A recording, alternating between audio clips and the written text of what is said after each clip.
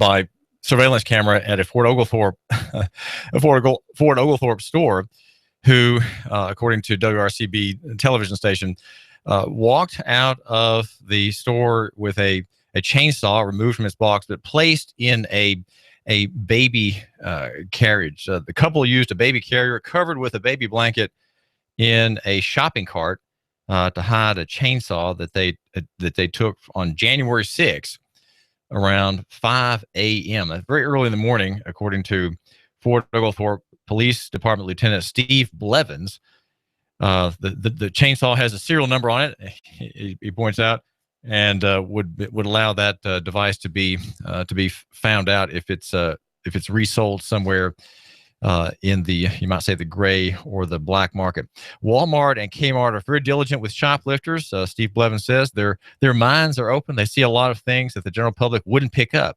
When they see something or a way they act, things like that work out for them. That, again, I know people talk like this, but it's really very colorful and very kind of difficult to understand. When they see something or a way they act, things like that work out for them. That's just the way people speak. That is the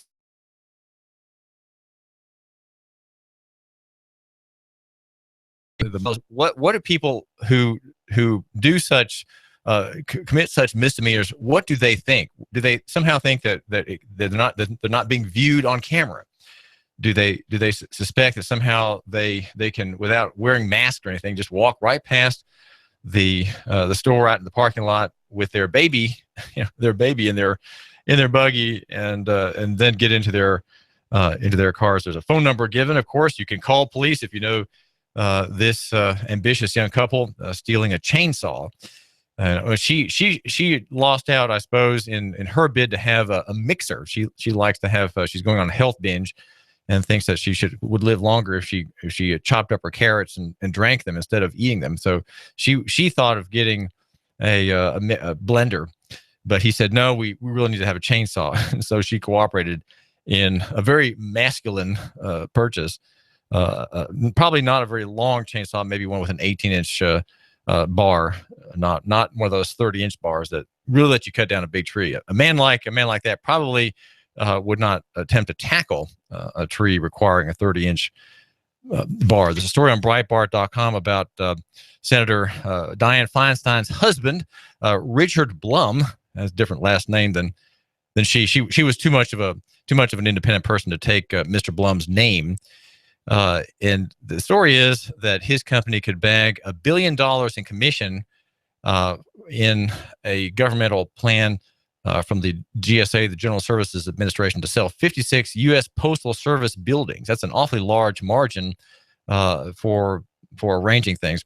Breitbart cites New York Post. Blum's company, CBRE, was selected in March of 2011 as the sole real estate agent on sales expected to fetch $19 billion. So that is about 5%. That's real estate deals are used about 6%. Most voters didn't notice that Blum is a member of CBRE's board and served as chairman from 2001 to 2014. Feinstein's office denies that she had anything to do with the USPS decision. Well, we're thinking about the market solutions to many problems that let the scale problem be addressed. And one solution that we propose is free market education, in which there is no cartel and no entity has special favor over any other. No one gets a lifeline of support from the taxpayers. No one has a law written that requires the public to buy from that particular line of services, which of course we have in our Tennessee Constitution. In the very end of that document, there's the free public education provision, and so the marketplace that we propose is one that would make cartels face competition. It would draw away from them would peel away from them their little bits of armor plate that they get in the law that shields them from the darts of public preference, right? The darts of the consumer market. You could say the claims of the marketplace itself. Again, the marketplace itself refers to the sum of all the potential customers and what they want, right? They set prices They set what sells, and they determine what doesn't sell. They are the determiners of flops and fads, right? That is what the public does. And of course, they're influenced by advertising, and so advertising plays a huge role in selection. But advertising works to a point, and then if there's an organic dislike of some particular product in the market, no amount of advertising will raise sales any further, right? There has to be something inherently good in the thing that's being sold, so that the advertising will work, right? Advertising doesn't guarantee a sale. This is David Tulis. I do thank you for joining me. We want to look at the whole question about the cartel of peacekeeping, and that would be something that the Uber economy, right? The Airbnb economy, the blockchain, Bitcoin economy is forcing us to look at. We are looking at, and I hope you are joining me in this effort, in other state sectors which are facing, or state-controlled sectors or state-enabled sectors that are facing new pressure. And just wanted to drop the name of Advantage Printing for you. You, my listener, if you have any printing needs, make sure you go to Advantage. Advantage is where I go. The editor of a homeschool newsletter that I'm getting cracking on with my wife, Jeanette. We get all of our mailing done at Advantage Printing near the Belvoir Light on Brandon Road. It's right next to the Food City with the bright blue awnings. That's the shop. And you can call in and ask Alan what he can do for you. His number is 629-1800. Call Alan and ask him what he can do to your advantage. And that number again is 629-1800. That's Advantage Printing. Very busy printer. He got people know quality when they find it, and that's an advantage. So call and scope out Alan's great service, in-house design, digital printing, mailing services that I use, and also large format projects. He's invested in his business in a large format camera printer. See what marvels it can do. It can cover a whole wall with a poster that if you need help, he can help you design. This is David Tulis, and want to keep you aware of that very great market advantage to your nonprofit organization, your business. Maybe you have a friend who goes to church. That church could maybe get some large scale projects done at Advantage Printing. We think that you should love your neighbor and buy local. We're AM 1240 Hot News Talk Radio. And we're on YouTube Live. We're always on YouTube at the Hot News Talk Radio channel. When I mentioned that, I always mention my bow tie, and I was about to get out of the house, but Jeanette, my wife, scolded me. We were going to a wake this evening, and she said, "You cannot go to a wake with a pink tie." I said, "But Jeanette, my pink tie has got green spots, which matches my green shirt." But she nixed that and rushed back upstairs, came down with a handful of ties and forced one on me. And you can enjoy her selection if you look at us on YouTube. That's YouTube at Hot News Talk Radio. And on smartphones, you can see us there on YouTube as well. And you get the TuneIn Radio app, and there we are. TuneIn Radio, just make Hot News Talk Radio a favorite. And you know what I think you should do? Just like Sean Hannity made the jump to Hot News Talk Radio, and just as Colin Cowherd made the jump here to our all-talk, free market-oriented, somewhat right-wing radio station. You have a friend who needs to make the jump too. You have a friend who's listening to the staid people who are always shouting at the top of their lungs on talk radio. They have no subtlety of anything in the way of analysis. They're just simply screaming at you. Very pleasant voices, of course. But when I say screaming, what I mean is they're screaming, they're bellowing. Their rhetoric is bellowing at you. I don't bellow. I'm a writer, and I write at Nooganomics.com. I've got a little piece out this morning that I didn't want to write because I thought I wouldn't have time. Often when I'm writing, I'm the writer with the biggest pen in Chattanooga. It's a 180-foot tower. My pen, and you're getting the tower version, but the online version is at Nooganomics.com. And I thought to myself as I wrote this, I said, get off. I keep saying get off, meaning change the topic, move on to the next thing, because you know what? You're meeting your listener in 90 minutes. Are you not ready to talk with him? So I'm kind of scolding myself writing, but I do that because I have two audiences: the reader, the man who matters, who reads Nooganomics.com, and then there's you. You matter in a different way. You, my listener, are a man who matters in a different way than the reader of that very unpopular website. Again, Nooganomics.com, not popular at all. Not popular at all. And that's because very few people really can use the material there. Just a few. Just a few. And well, the point I'm making this morning is I said, well, I want to talk about the cost of policing. And I said, well, what better source than to look at the comprehensive annual financial report of city government? The latest one is 2014. And here we find the cost of policing versus the cost of the market. So the question is, can we weigh benefits to the marketplace, to you, my listener, in several ways. One is the less prospect for abuse. If you have a peacekeeper, Uber-oriented, tech-centered, and voluntary sharing economy type peacekeeping and security providing service, often done by volunteers, right? Or paid briefly for their involvement in the peacekeeping operation at your house, right? Or at your place of business. They're paid, by the hour, if you will, versus the cop. Now, the cop is full-time on the job, and his operation is very expensive. It's a very expensive operation to be the owner of a military organization. Here, Chattanooga it's a $3 billion corporation with about just under $1 billion in debt, long-term bond debt and other debt, according to its financials. And it has $55 million expense annually, according to the CAFR, the CAFR, to run this military organization. It's kind of a paramilitary organization, but we know it's military, even in the papers, because in the financials, because there's a reference to sworn and civilian. Okay, so that distinction already means that police officers are not civilians. They are part of the military. They are part of the enforcement arm of the state. They serve many functions. One, of course, is probably the main one is reminding people of their place.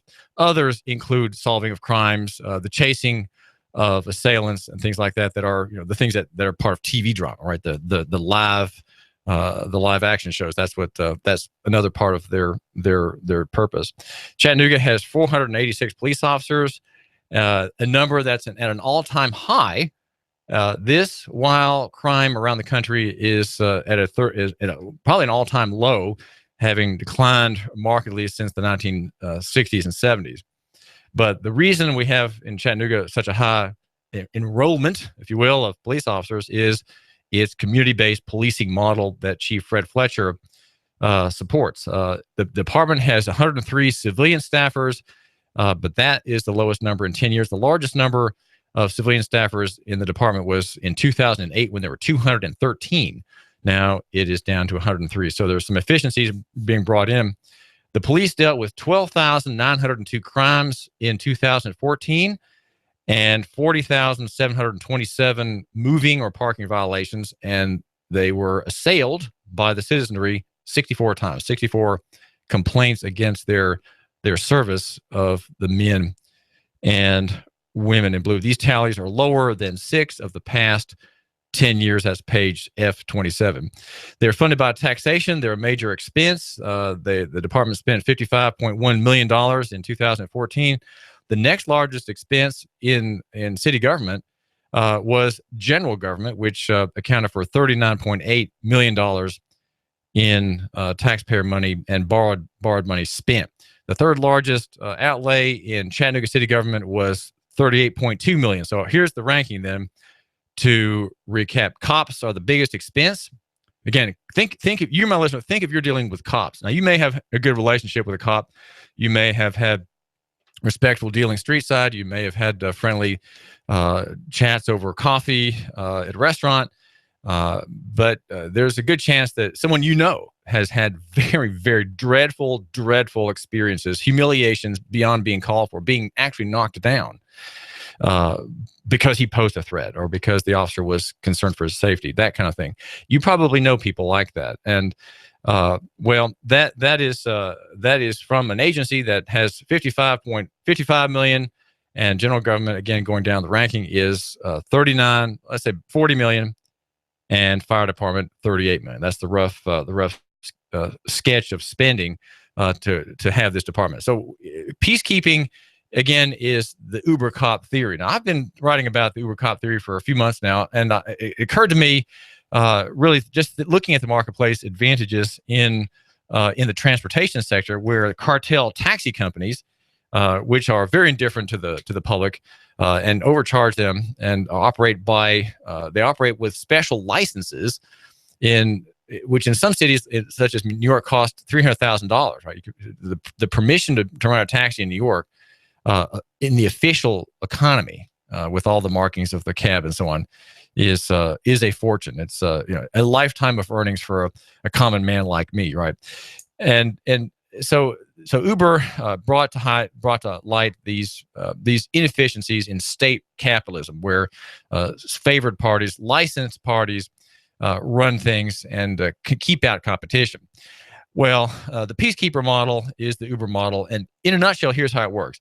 If you have the Peacekeeper app, which is under development, you're a member, you apply, and what happens is, if someone who's a fellow member, like fellow Uber members, can either drive you or pick you up, depending on whether you want to be the transporter or the transportee. Your Uber cop, your peacekeeper model doesn't involve the cops at all. But let's just say you run a store, and a man has just run out with something that he's carrying. You're seeing that he's walked out with a piece of equipment, right? A piece of equipment for sale, $400 item, just near the entrance. So he's run out, and what do? Rather than call 911, you push your button, and you indicate by oral statement, this is so and so, and a thief has run off with a piece of equipment from my store. He's wearing a green jacket and blue jeans with a patch on the left knee, and he's wearing a red cap. And you might even say the man's color if you think it's relevant. And so what happens is, people who are alerted, who are near you, suddenly are looking after this man, right? Within seconds, people near you who are members see this guy. And so what are they going to do? Well, they're not going to hurt him or anything, but they're going to try to chase him down and make him give up the equipment and maybe bring him in, right? They'll arrest him. They'll stop him. That's all that means. They'll stop him, hold him until he can be brought to face a magistrate. And there you could have the city taking over. And that's what's going to happen. As these kind of apps develop, there'll be competing apps over time. You'll have a private solution, and you won't have to have as much interaction with the cops. Why? Well, cops, if you're a witness, they'll demand to see your driver's license. Why would they need to see your driver's license as a witness? Well, it's just a shorthand. You can make a true statement as to who you are and leave it at that, but they'll always want more. And then, well, I see your license is expired. Are you driving? There are all kinds of things that you can snag yourself on a cop very easily. And we have many cases around the country where calling the police officer has brought death to a son, 18-year-old son who's having a tantrum, or the person who winds up dead because the cop was trying to shoot the dog that was barking at it, right, for his own safety. He shot the dog and instead killed the mom. That's happened many times. Cases like that, right? Sort of shooting of maintaining their personal safety and integrity. Well, if you have a peacekeeper model, you have private parties caring for you. You have parties who are not enforcing the law.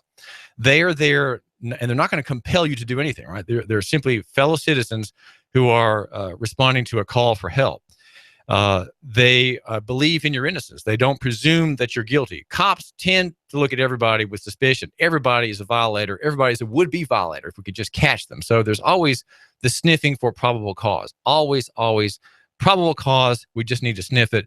And if we think we can get away with harassing somebody without probable cause, we're going to do it, especially if that person is not informed of his rights and not really competent to speak in his own defense. And there are many people who can't. The peacekeeper model is a private relationship. There's no searching inquiry. There's no need for a specialist. Many offenses aren't crimes at all, and a few crimes require detective work, and of course there are detectives for that. And there can be private detectives, but police departments are, with the abuse that we've seen piling up against them in the past couple of years, police departments are facing the public, right? They're facing the need to justify themselves. Can we have what they offer without their guns, their webbing, their mace, their clubs? Can we get by without those things? Can we have peace in society and local economy without the threat of these superior professionals? You give us 12 minutes and 40 seconds, we'll give you Chattanooga and the world.